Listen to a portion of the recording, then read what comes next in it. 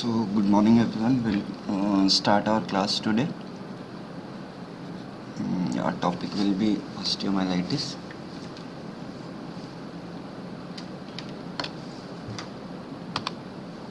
So, introduction part, it was first coined by Latin. So, if we divide the word osteomyelitis, it will be osteon, which means bone, then myelo, it means marrow, and itis, it means inflammation. So this word is to define the clinical state in which bone and other structures get infected with microorganisms. Am I audible?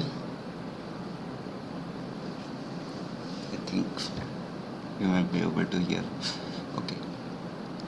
It may be localized or it may spread through bone to involve marrow, cortex, periosteum, and soft tissue surrounding the bone.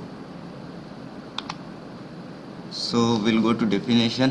What do you understand by the term osteomyelitis? It is defined as acute or chronic inflammatory process of bone, bone marrow, and its structure secondary to infection with microorganisms. Okay. So whenever there will be any inflammatory process of bone, it may be either acute or chronic, or bone marrow or its nearby structure. When they are infected with microorganisms, we call it osteomyelitis. So classification, we'll say it acute osteomyelitis if duration is less than 2 weeks. If duration is between 2 to 6 weeks, we will call it subacute. If it's greater than 6 weeks, then we'll call it chronic osteomyelitis. So this classification is based on duration. Based on mechanism, if we'll try to classify, then it may be either hematogenous or exogenous. Hematogenous means the infection will be from somewhere from tonsil or lungs or ear, GIT. From there infection will come to bone, that via bloodstream. So that one will call hematogenous. And exogenous, that those will call during surgery or in open fractures, that will lead to infection of bone, then we call it exogenous. And on the basis of host response, I will classify it into pyogenic or non-pyogenic. Non-pyogenic may be otherwise called as granulomatous. Okay. So etiology, what all organisms we have in osteomyelitis? In infants less than 1 year, most commonly will have group B streptococci, and others are Staph aureus and E. coli, whereas elders and elder children, Staph aureus is more common. Other organisms are Streptococcus pyogenes and Haemophilus influenza. Greater than 16 years also, you will have Staph aureus, Staph epidermidis, and gram-negative bacteria.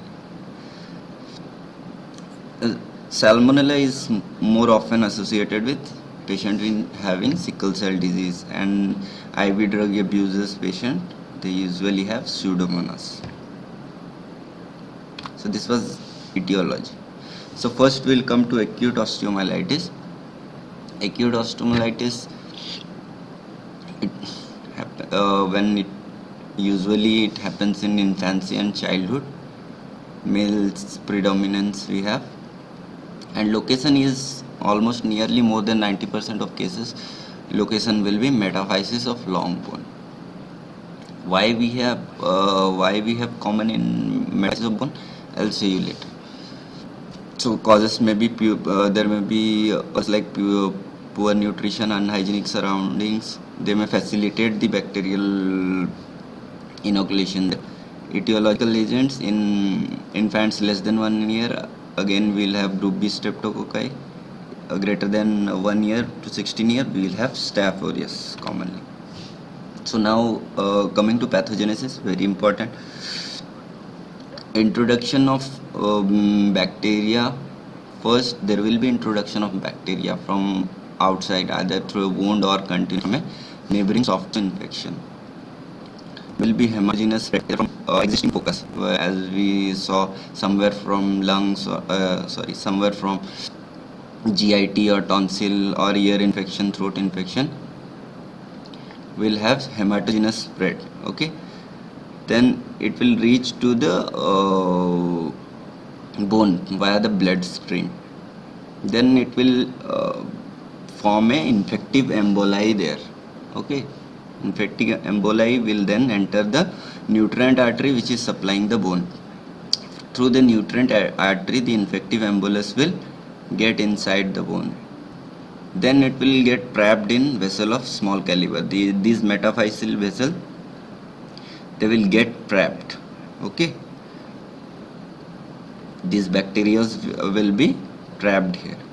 They will block the vessel, and they will this will lead to active hyperemia and PMN cells exudates. Okay, now this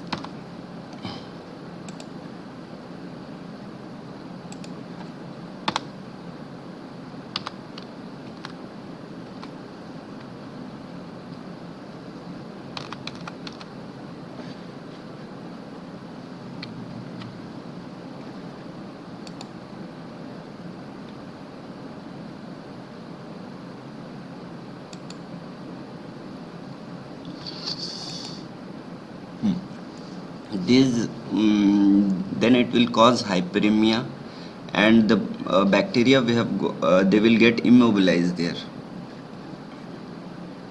and they will cause decalcification of bone. So now in response to that, the body will try to protect itself. It will secrete proteolytic enzymes, and they will destroy bacteria. So along with bacteria, it will also destroy the medullary elements. That is one of the side effects. As you all know, in inflammation, what happens when proteolytic enzymes are secreted, they destroy bacteria as well as the other structures of body. Like here, in case medullary elements also, it will destroy. So the debris which will be formed there, they will increase the intramedullary pressure. Here the debris which will form, they will keep accumulating, and they will increase the pressure here. Then those exudates or debris, whatever they are found, they will formed, they will follow a path of least resistance. So always it is a tendency of a fluid that they will pass through a least resistance part. They will go to least resistance part. So from here they will try to escape here and there. So they will follow least resistant path. And where they will find it, they will pass through Harvesian canal and Volkmann's canal. Okay, they will find gap there, so they will pass through them. Then there will be local cortical necrosis. The cortex will be destroyed. Here there is nearby cortex. They will start destroying the local cortex. Then they will travel further, and they will reach subperiosteal. So this just a layer that is surrounding the bone. This is periosteum. So just below that, here they will come and they will accumulate here, and this will lead to stripping of periosteum. Gradually they will erode this periosteum, and they will break this periosteum. Okay, here it is breaking the periosteum, and they will reach joint by piercing the capsule. Okay, from here they will pierce and they will enter here. This is a joint, and it will come to joint. Okay, so what happens in acute osteomyelitis in infants? There is something peculiarity in infants. The nutrient artery which is present here in metaphysis, they cross the epiphyseal plate. This is physis, so they will cross this plate and they will reach epiphysis. This is normally absent in adults, as because physis gets fused with time, and these arteries also get disappear later in life. So here the capillaries, they perforate this physis. So whatever infection it happens here, it will directly, it can reach to this joint. Okay, so in infant we have joint affection very common in osteomyelitis, where in adult joints are less involved. So coming to clinical features, as you all know, we will have high grade fever. So we must suspect in a children, if it is high grade fever, we have to have high index of suspicion. Child refuses to use limb, you may call it pseudoparalysis. There will be redness, swelling, warmth, edema. In newborns, they will have failure to thrive, drowsiness, they will be irritable. So in lab test, we'll do WBC, ESR, CRP. We'll have elevations there. Okay. Then we have to do blood culture, which is positive in half of the cases only. X-ray will demonstrate periosteal reaction or bony destruction. This periosteal reaction, it will at least it takes 10 to 12 days to appear in X-ray. Okay. MRI also can be done, but it's 98% sensitive and 75% only specific. Bone scan can confirm diagnosis within 24 to 48 hours of onset. Okay. So we have to do basic blood investigation, WBC and ESR, CRP. I have also asked sometimes in your clinical classes what is the difference between ESR and CRP. Can anyone say what is difference between ESR and CRP? You can type down there in chat if you know the answer. I am looking through the chat. Okay. Difference. What is the difference between ESR and CRP?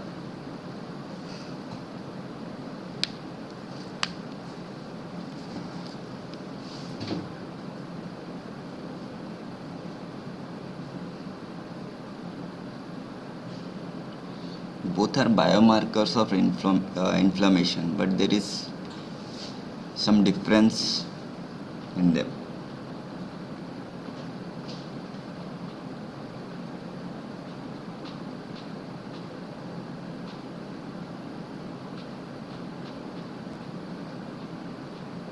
No one? Okay, I'll say ESR, both are biomarkers of inflammation. So when inflammation occurs, what happens, fibrinogen is released in blood. So large amount of fibrinogen is released in blood. So it causes red blood cell to stick with each other. So this causes rise in erythrocyte sedimentation rate. Okay, fibrinogen is released, the red blood cells, they stick to each other, so ESR gets raised. CRP has different mechanism. Originally it was isolated from pneumococcus, so it's a C-reactive protein. It's a protein which binds to C polysaccharide of C polysaccharide. So it is synthesized by liver. So whenever an inflammation occurs, it is produced by the liver and its level rises in blood. So CRP, it's a very fast response. It will be produced within 24 to 48 hours, whereas ESR, it takes longer time to form. Like fibrinogen will be produced, then it will so it takes longer time for ESR to become positive. And again, when you will if you are treating a patient, so the value of CRP will come down quickly. Yes, it will take longer time to come down, as because till fibrinogen will be cleared from the blood, it takes more time for ESR. So CRP is more sensitive and specific marker for osteomyelitis. Okay. So initial diagnosis, you will have acute rheumatic fever, you can say, and acute suppurative arthritis. Some differences you can, it's not necessary, you just can remember the name. So how you will manage the case of acute osteomyelitis? First, clinical diagnosis, you will see all the what are the clinical signs and symptoms, fever, pain and all that. Then you will have microbiological diagnosis. How you will do? You will do bone aspiration. You have to aspirate from bone. You have to do blood cultures from septic foci, the place you feel that this may be from here we have acute osteomyelitis. You can take from those focus. Then we will chiefly acute osteomyelitis will treat with antibiotic. So high dose parenteral antibiotic based on gram stain of the aspirate. Okay, we aspirate here and we do culture and sensitivity test. Whichever bacteria come and whatever the sensitivity comes, we'll start accordingly antibiotic. Okay. Then we may change it to oral if the patient is clinically stable. Total duration of 6 weeks of antibiotic.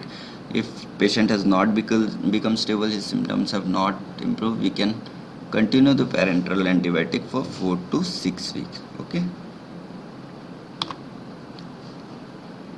So there are some principles for acute osteomyelitis. This antibiotic, it is effective before the abscess formation. Once abscess is formed, the antibiotic is not effective in counteracting the abscess. Okay. Why? Antibiotics do not sterilize avascular tissues, okay, or abscess, because antibiotics will go through bloodstream and they will reach the places. But if this tissue is already avascular, antibiotics won't reach there. So such, if there is abscess formation or something avascular tissues, we have to surgically remove them. Only antibiotics won't cure them. If such removal is ineffective, antibiotics should prevent their reformation. We have to remove those abscess surgically, then further antibiotics will prevent its reformation. But as it is, once the abscess is formed, antibiotics can't cure that abscess unless we surgically drain it out. Okay. Surgery should not damage further already ischemic bone and soft tissue. Antibiotics should be continued after surgery. Okay. So in acute osteomyelitis, there are two main indications for surgery. If there is abscess, we'll do surgery, or if the patient does not improve despite IV antibiotic treatment. Okay. If there is no improvement despite we are treating with antibiotics, we will go for surgical treatment. Some complication, there will be bone abscess, septic arthritis, septicemia, fracture. There may be pathological fracture. You had read in fracture that osteomyelitis can be a cause of pathological fracture. So here osteomyelitis can cause pathological fracture. Growth arrest, overlying soft tissue cellulitis, or it may get converted to chronic osteomyelitis. Okay. So there is something called subacute when the duration is between 2 to 6 weeks. We call it subacute osteomyelitis. It has more insidious onset, lacks the severity of symptoms which we find in acute osteomyelitis, and for which the diagnosis gets comparatively difficult. So systemic signs and symptoms, they are minimal. Temperature is mildly elevated, mild to moderate pain. WBC counts are generally normal, and ESR is elevated in 50% cases. Even with bone aspirate biopsy, pathogen is identified only 60% of the time. So these are all the symptoms you will find in diminished level, and even the biopsy results are not fully 100%. So this diagnosis of delayed.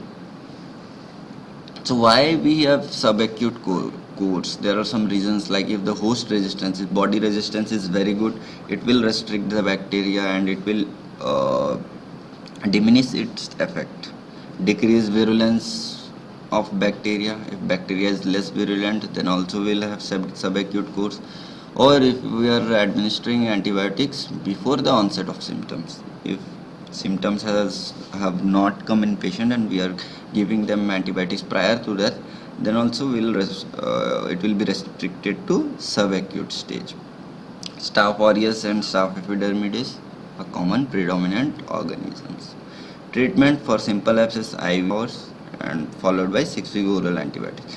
If the lesion is aggressive, we'll have biopsy, curettage, and antibiotics. So there is something called Brodie's abscess. It is a localized form of subacute osteomyelitis that occurs most commonly in long bones of lower adults. So this, like, you will find a focus of osteomyelitis which will be restricted to a small space. Intermittent pain of long duration will be presenting complaint and in X-ray you will find a lytic lesion with rim of sclerotic bone. This in X-ray, this one will be seen as a lytic lesion with a rim of sclerotic bone. This rim will be sclerotic.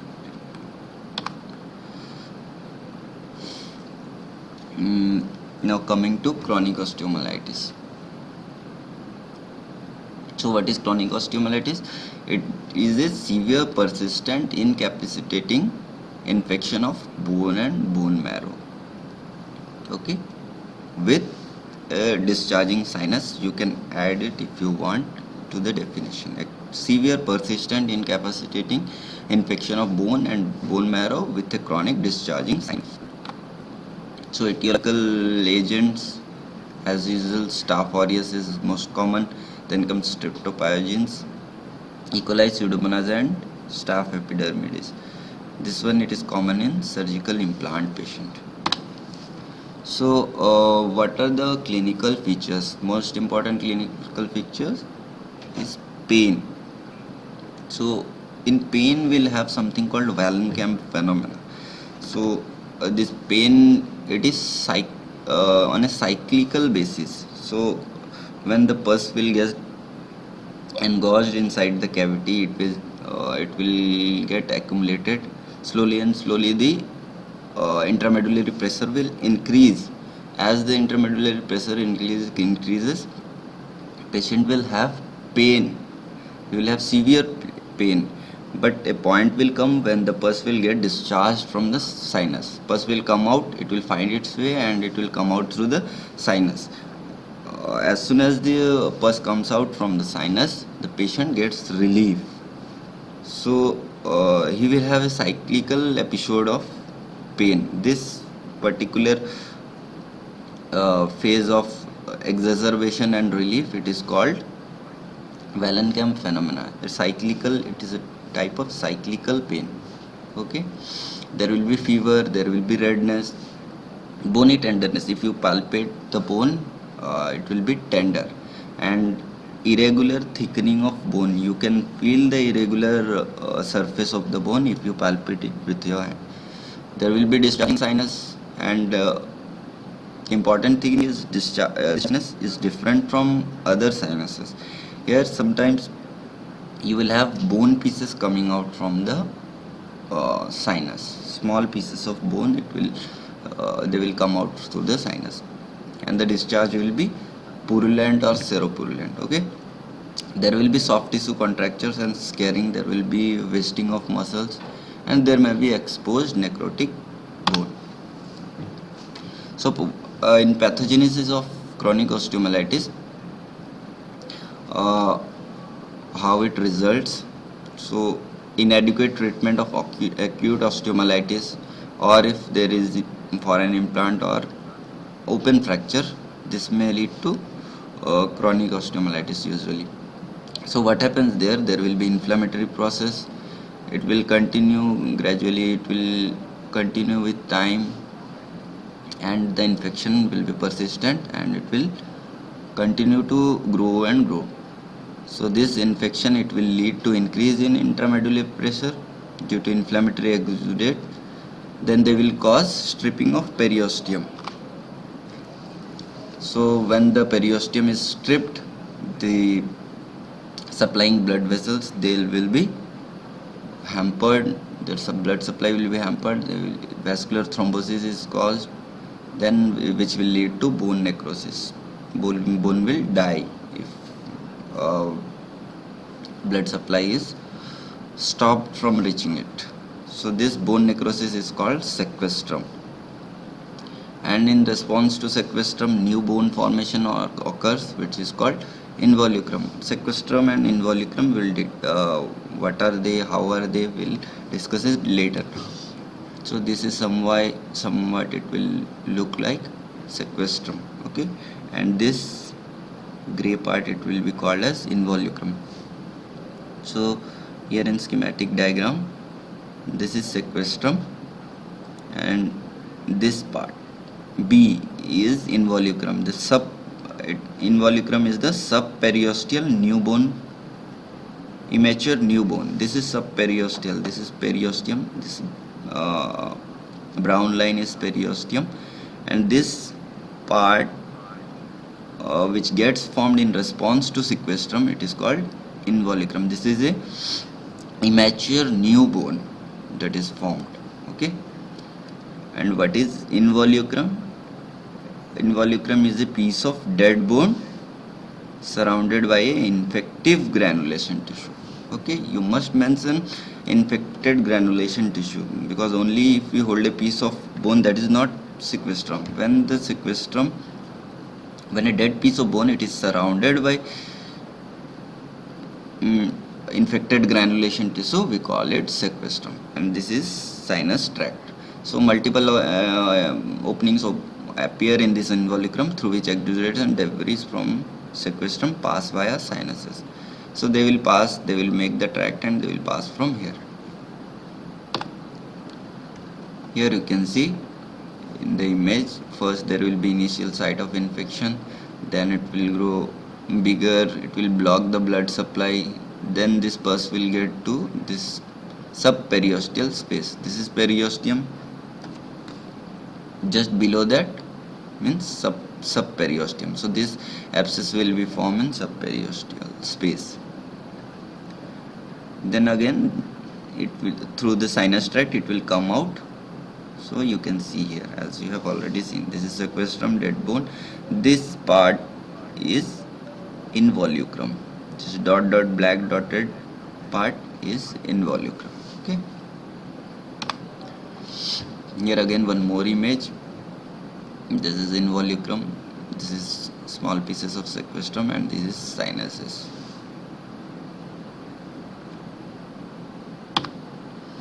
So there is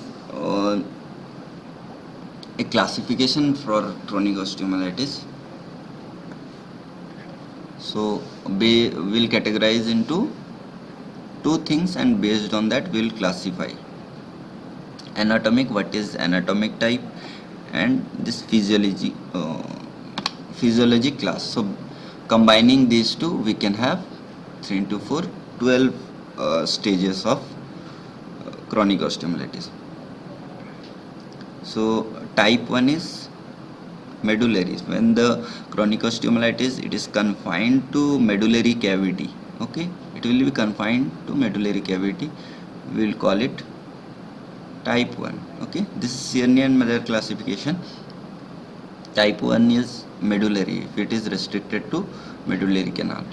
Type 2 is superficial, this only the cortex is involved, outer cortex, small part. This, if we see it cross section, you will have this outer part, only the small part of cortex is involved.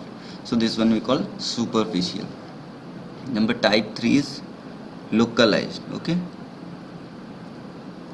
We are getting inside the cortex, but still in this localized form, the parent bone is not unstable. But whereas in type 4, it is diffuse, gross amount of diffuse involvement, and here the parent bone becomes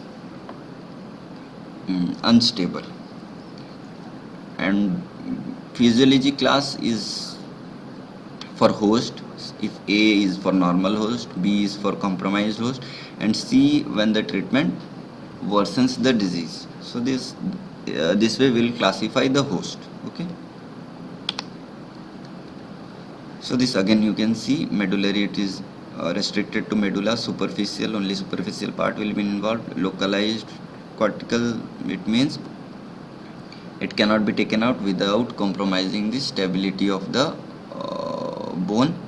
And a diffuse, there is mechanical stability before or after the debridement of sequestrum, okay. In localized, stability will be compromised after the surgery, but in type 4 it may be before or maybe after the surgery.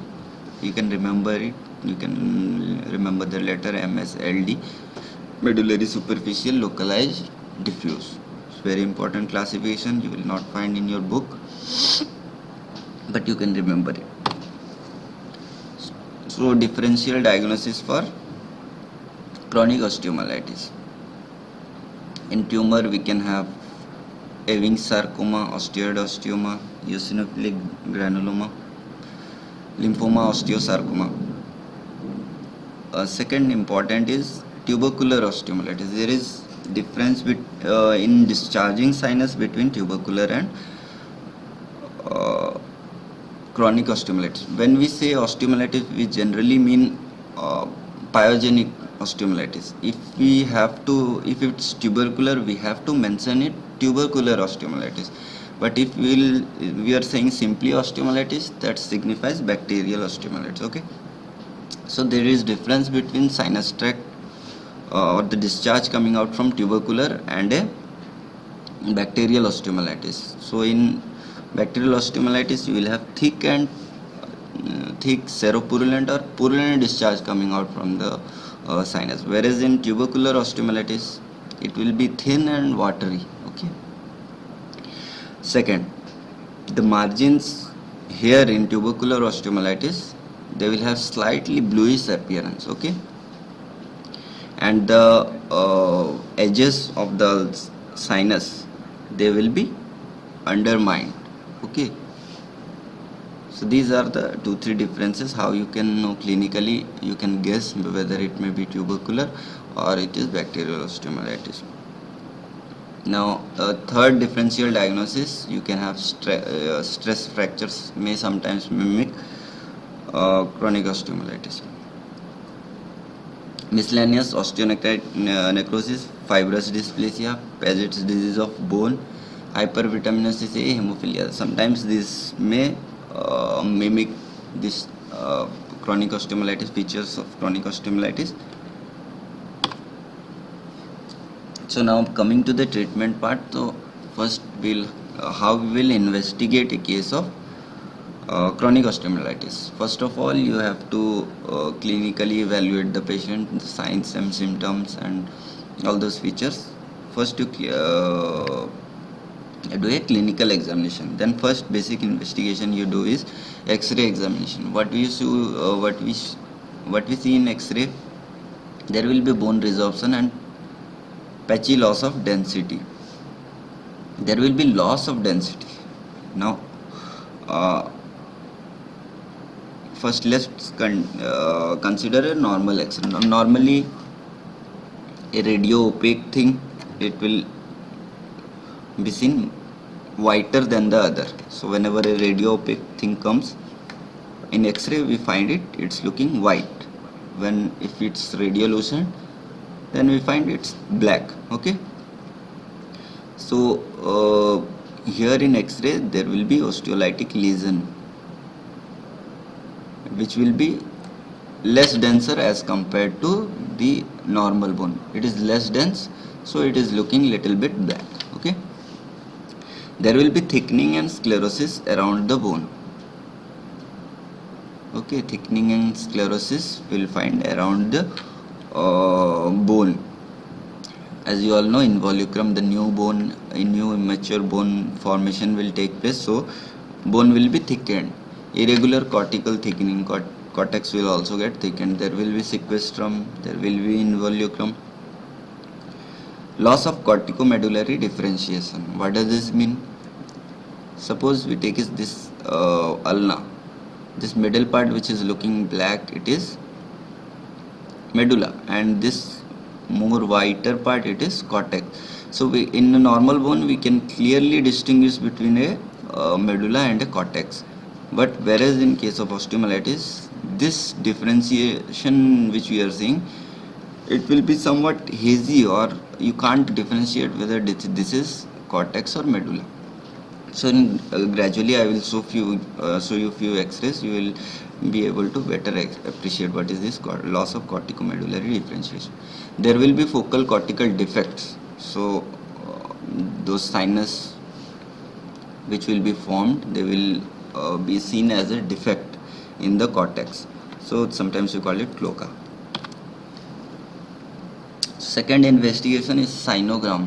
What we do in cyanogram is we push a dye, okay, radio compatible dye, we put it, and then we do x-ray. So in that you will find from where actually the pus is coming out. You can trace the tract, sinus tract, through cyanogram. Second, radioisotope scanning you can do. It is specific, sensitive but not specific, okay. CT and MRI can be done. They show extent of bone destruction, reactive edema, hidden abscess and sequestra. MRI will reveal a high rim of high signal intensity surrounding focus of activities. We call it rim sign. So, but always remember, if someone asks you what is gold standard in the diagnosis of osteomyelitis, you have to answer is biopsy with culture and sensitivity. So we do biopsy, we send the infected bone or sequestered bone to culture and sensitivity. So this is gold standard. Now coming to treatment. We'll take 5 minutes break. You can take 5 minutes break, okay, then we'll start. If anyone has doubt till now, you can ask here, others can take a break for 5 minutes.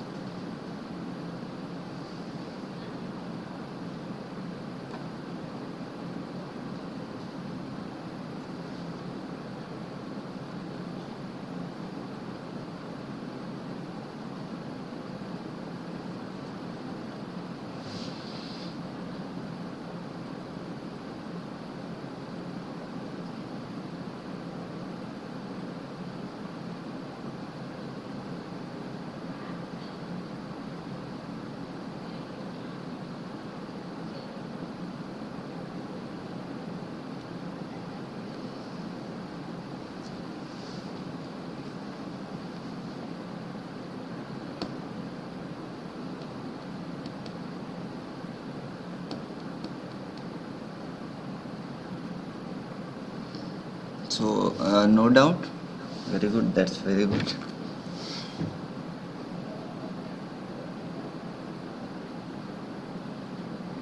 So in 2 cases we don't have doubt. Either we have understood everything or we have understood nothing. So I hope you all have understood everything.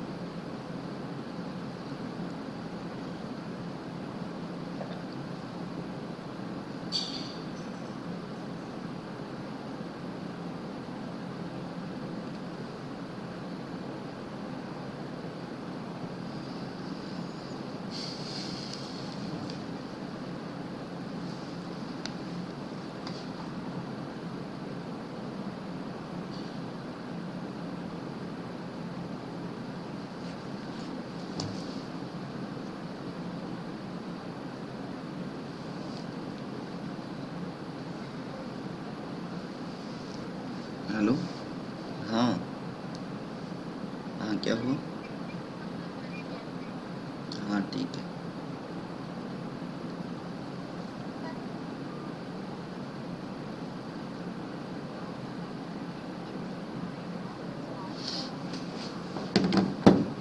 Okay, we'll move forward.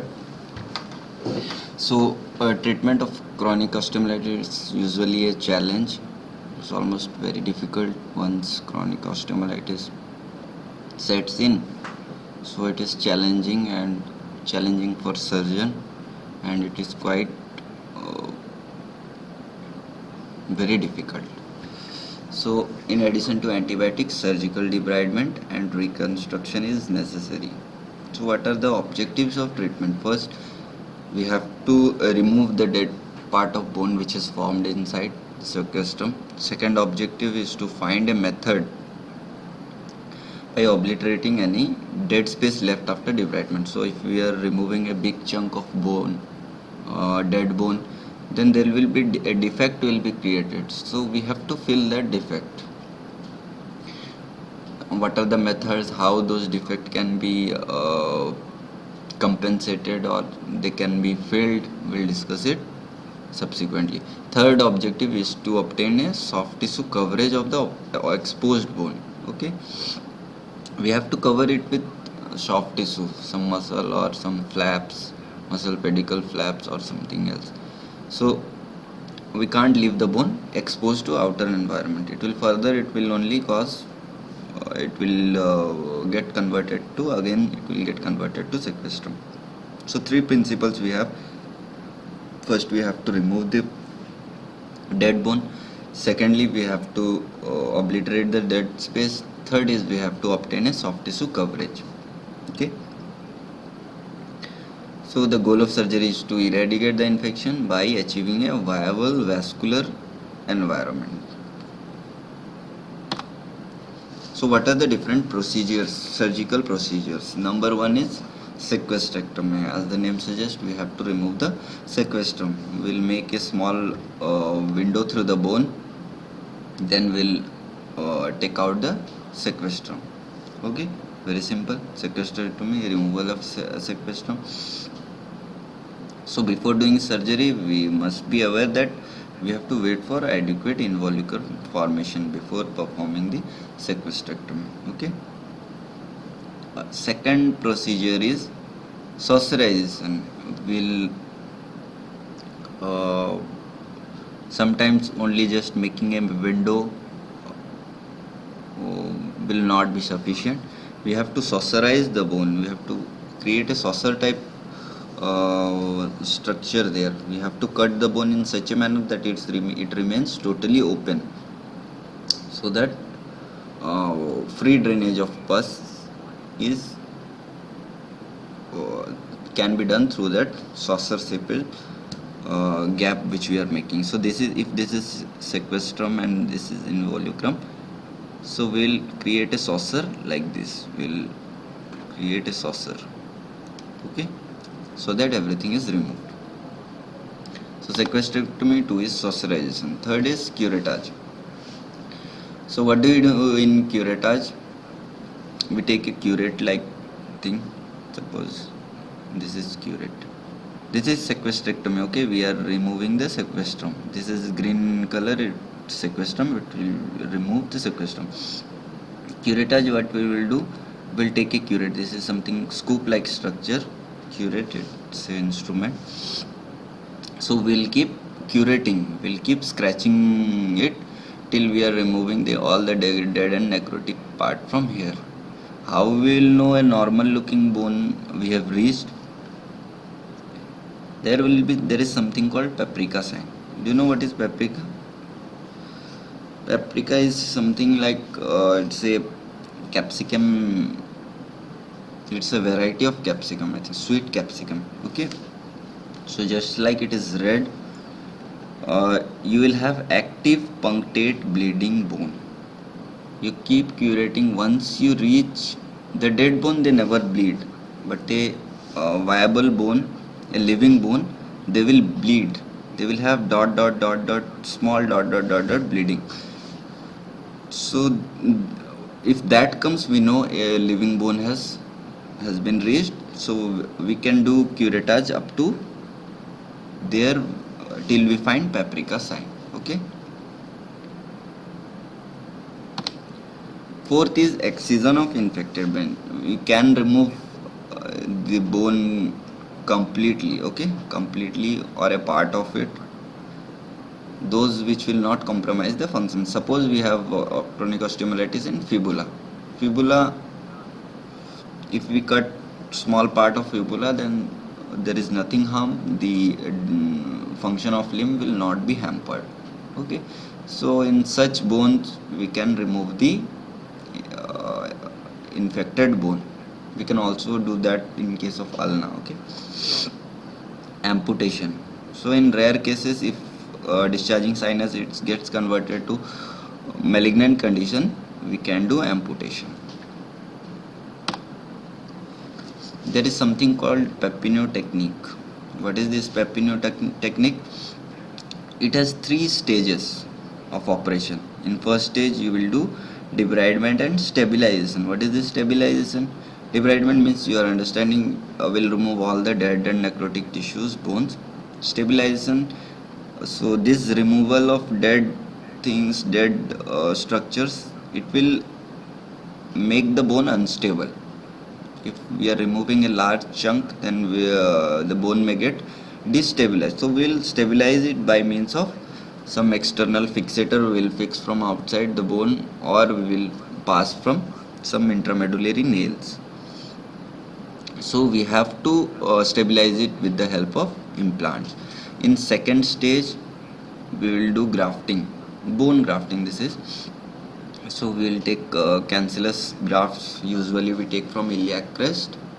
So we will take those bone graft and we will put in the area where we have cleared the dead debris. Stage 3 we will have wound coverage. Wound coverage will be done either by muscle flaps or skin flap or muscle pedicle coverage, okay. Various type of flaps for wound coverage are there. So these are 3 stages of Papineau technique. So what is the principle behind this technique? The granulation tissue resists the infection, okay. This granulation will help in formation of healthy granulation tissue. This healthy granulation tissue that will help in revascularization and it will help in healing. So this is basic principle of Papineau technique, will facilitate to have a healthy granulation tissue. So there are some method after all those 5 types or 6 type of procedures you came to know. Usually one procedure is not sufficient. Most of the time we will have combination of procedures to achieve a favorable result. So once a defect is created, how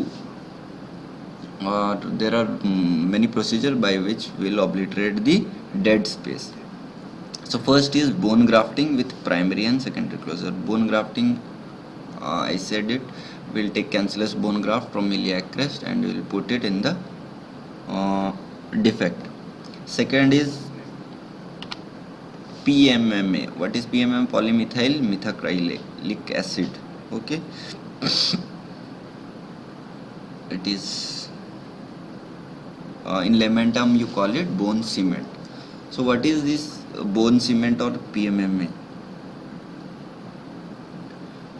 It is a material, comes in a powder form, okay.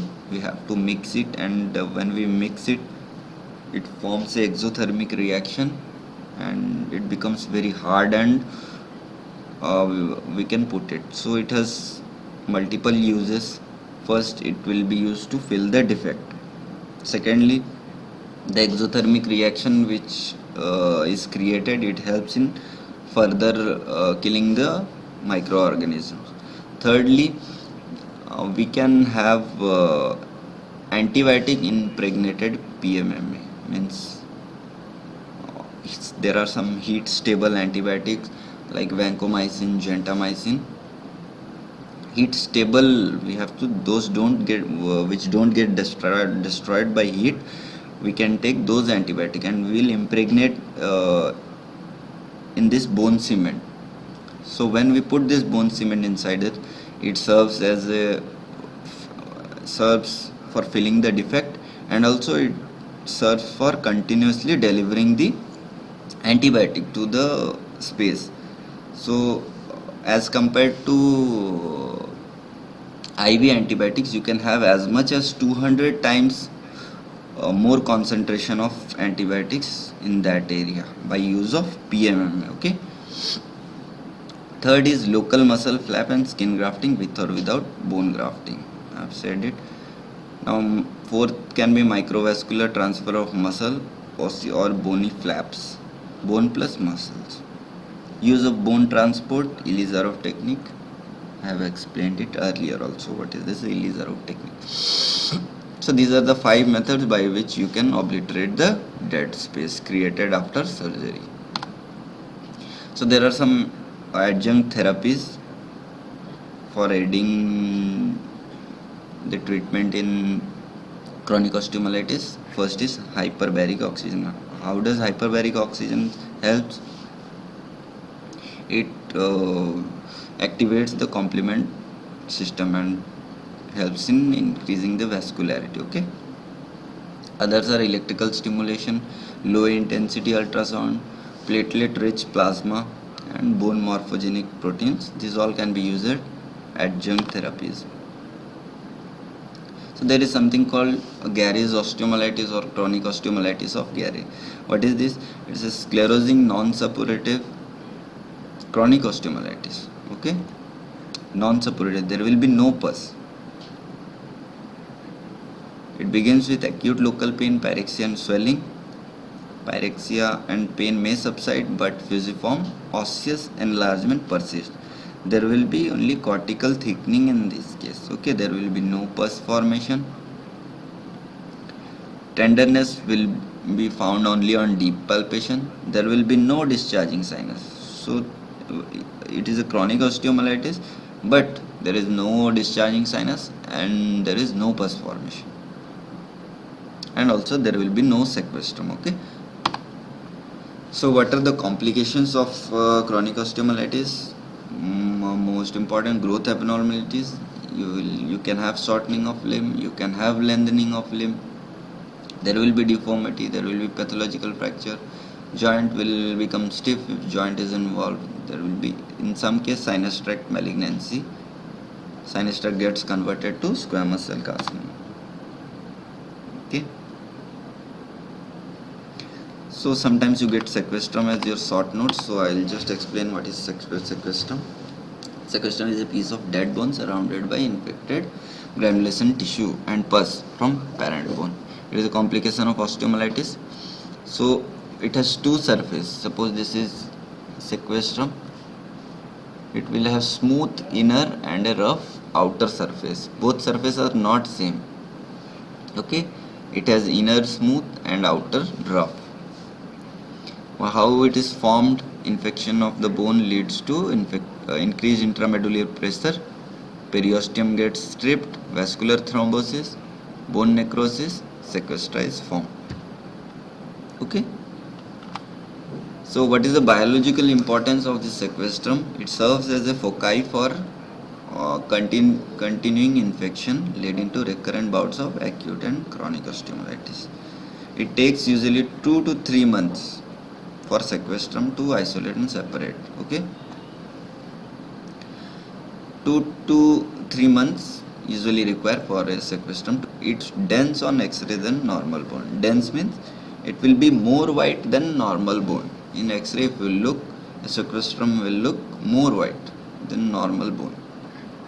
Types, some types you can remember: pencil, cylindrical, ring, annular, coralliform, and the different diseases where you will find sequestrum. So not just in chronic osteomyelitis, you will have several conditions where you will find sequestrum.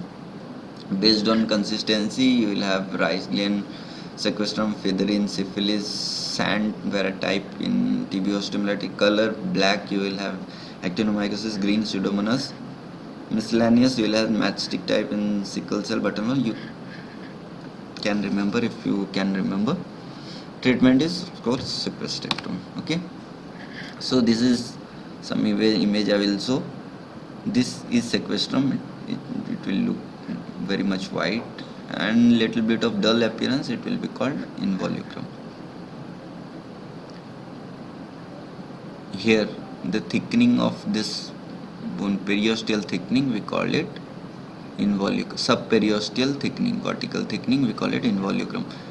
This sequestrum, this small thing we see, can you see a small line? That is sequestrum, white line here you see. Okay,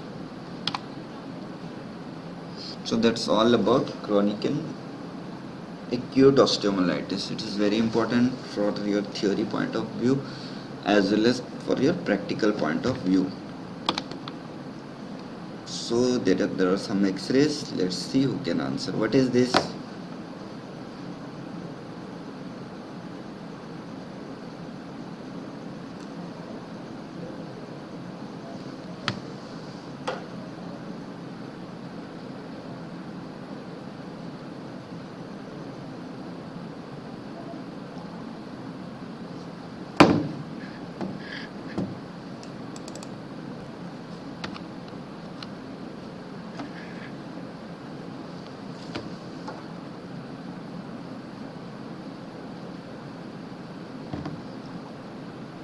Yes, it is Brody's abscess.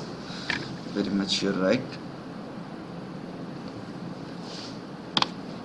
What is this?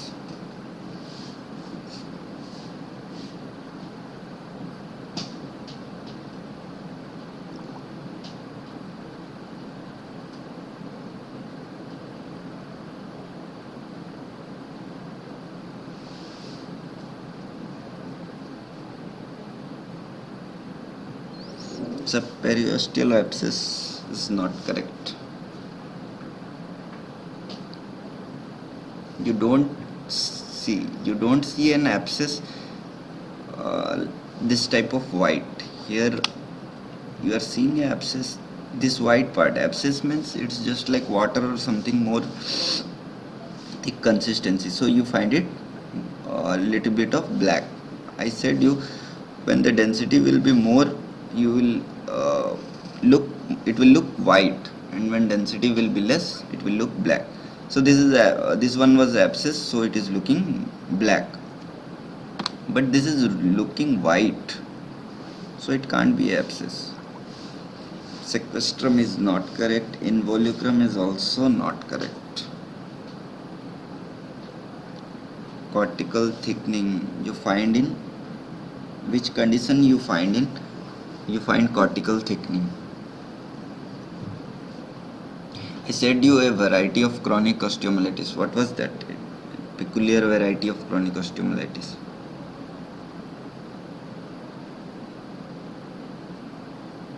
A variety in which there is no pus formation, there is no discharging sinus.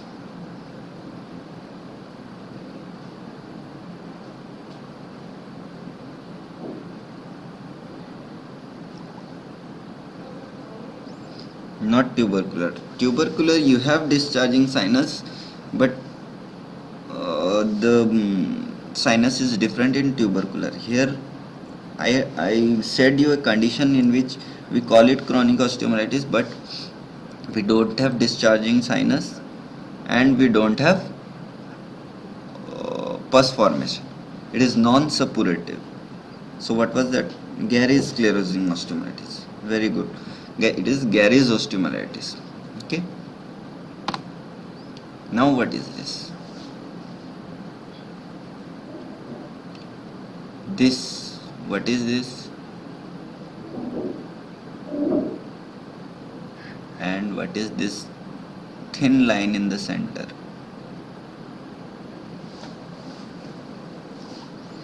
Yes, it is sequestrum. So can you see this sequestrum? It is looking more whiter than the normal bone. Why it looks more whiter?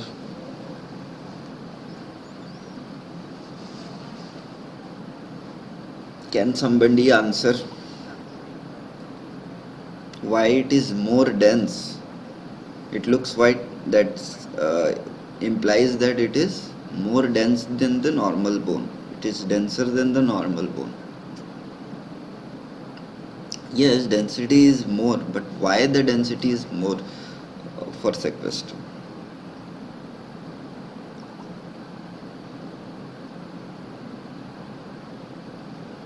Presence of bone debris.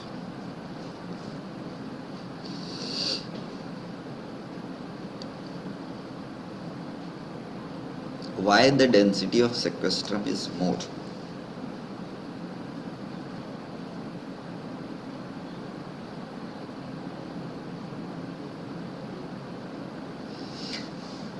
What happens if it is a living bone? What are the stages of uh, in bone formation or granulation tissue?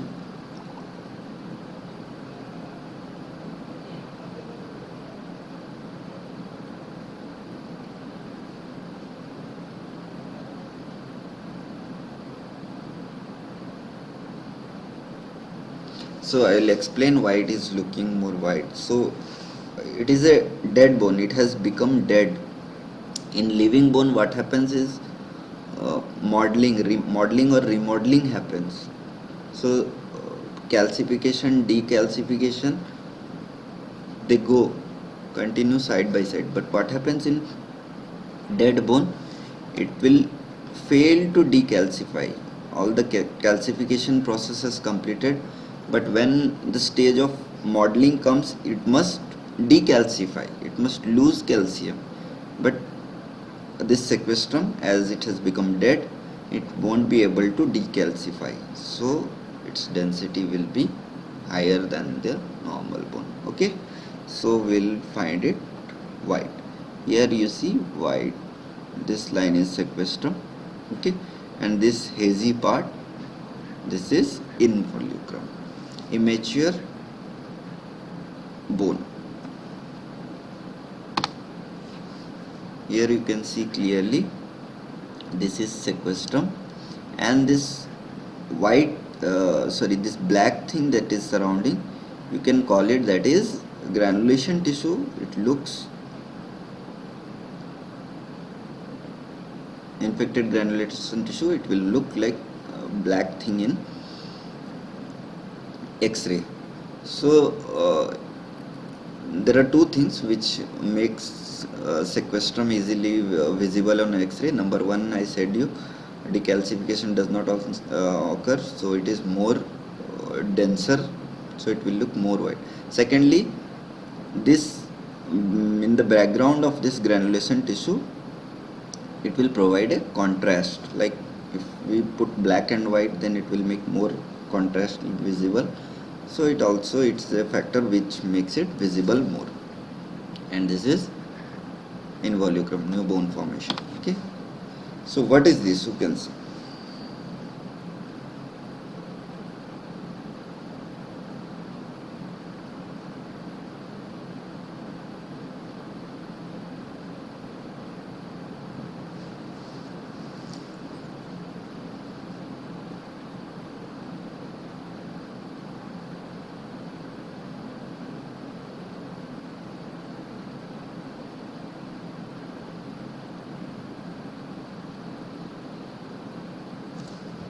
Any idea?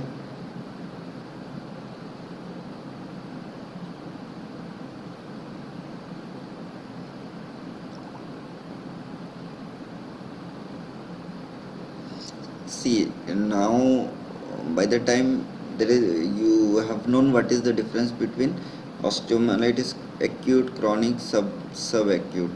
So you have to specifically mention that this is chronic osteomyelitis. You can't just say it is osteomyelitis. Okay, you have to say it chronic osteomyelitis. So this, the more white part, it is a sequestrum. It is a big sequestrum. We call it diaphyseal sequestrum. So all the, in those varieties of sequestrum, you saw a cylindrical type of sequestrum. This is such type of sequestrum, big cylindrical diaphyseal sequestrum. So what is this? This was a case we had done in here itself, rims. Okay, so it was osteomyelitis of tibia. We made a window here, big window. We cut the cortex, Then we drained all the infective material inside.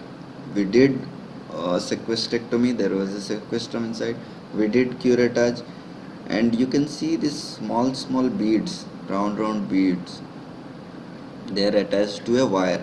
Okay, these are PMMA beads, bone cement beads. We impregnated it with antibiotics, and we placed inside this gap. Okay, we waited for 2 weeks, then we removed this after 2 weeks, so that continuously antibiotic will be delivered from this beads, antibiotic beads. Okay,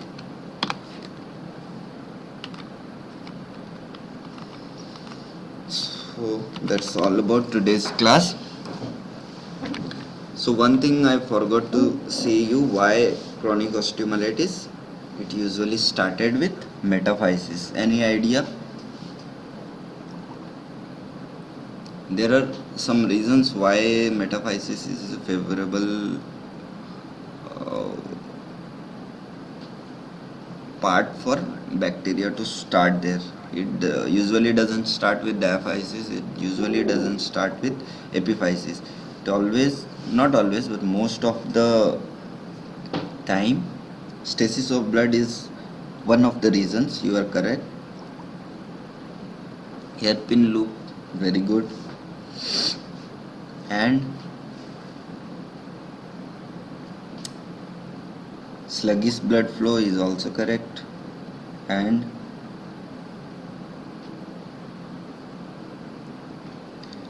artery,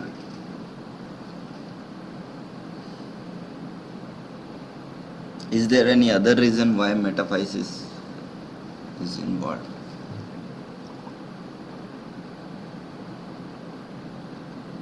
Okay, we got it. That is, the end arterioles, they are tortuous there. They have hairpin arrangement, so blood flow will be turbulent and sluggish there. So it will get more time. Bacteria will get more time to clog there. Any other reason?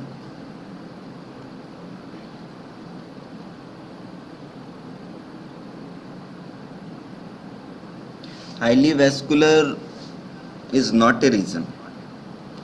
See, vascular structures have less propensity to get infected.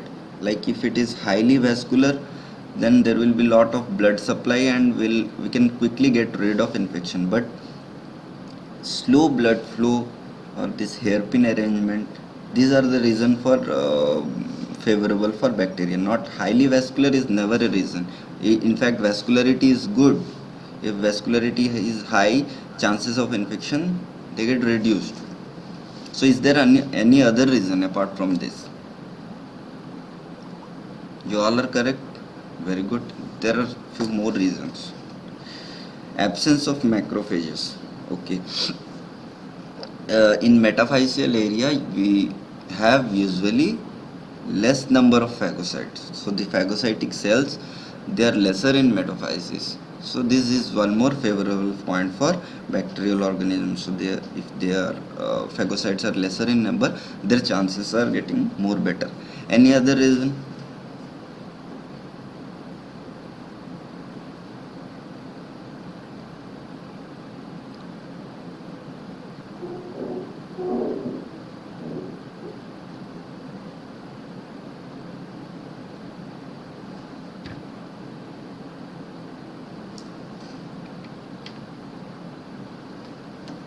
Is there any other reason? Gap in endothelium.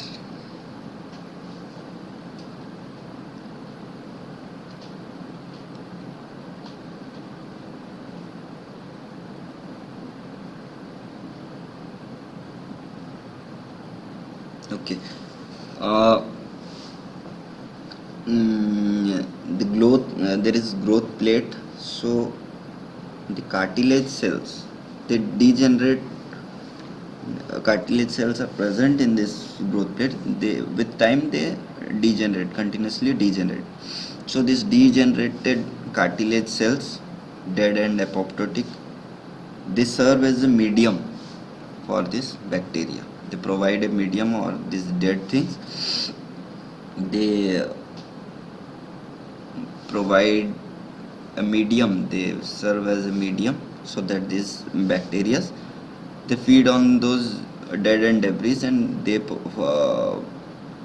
provide a medium for the bacteria. So these are basically the reasons. Number one, hairpin arrangement, so due to that there is sluggish blood flow, so stasis of blood that becomes favorable. Number two, phagocytic cells are comparatively lesser in metaphysis. Number three is this one, the dead cartilage cells, they provide a medium for the bacteria. Okay, so thank you very much, we'll end it here.